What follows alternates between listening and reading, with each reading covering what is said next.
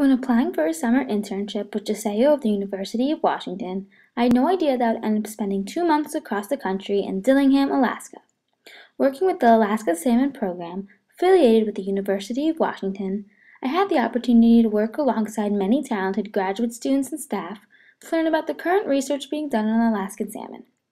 Located in the Wood River system of Bristol Bay, I spent the majority of my time in Lake Aleknagek, assisting in both short-term and long-term data collection.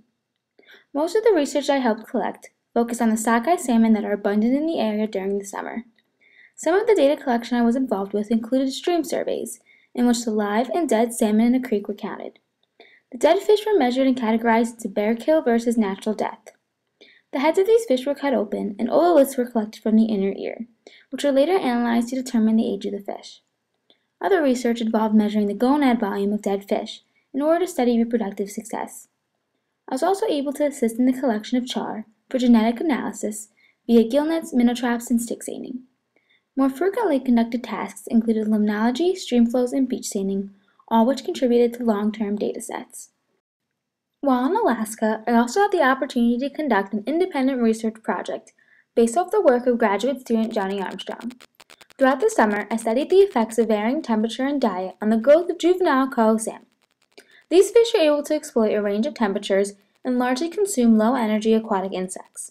However, in the summer, the arrival and spawning of sockeye salmon allow for the availability of high-energy eggs for coho to consume.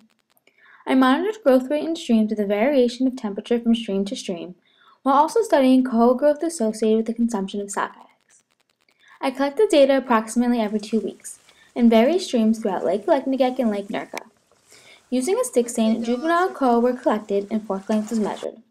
A random subsample of fish were sampled for diet through gastric lavage in the field or dissection in the lab. Temperature of the stream was also recorded.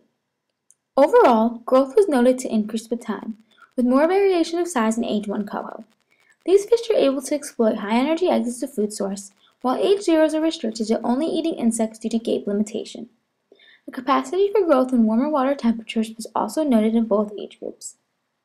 My internship with the Alaska Salmon Program this summer was absolutely awesome. Not only did I have the chance to learn about a fishery system that I knew little about, but I was also able to conduct my own research. A very hands-on and worthwhile experience. I want to thank the University of Washington and everyone in Alaska for making this summer possible.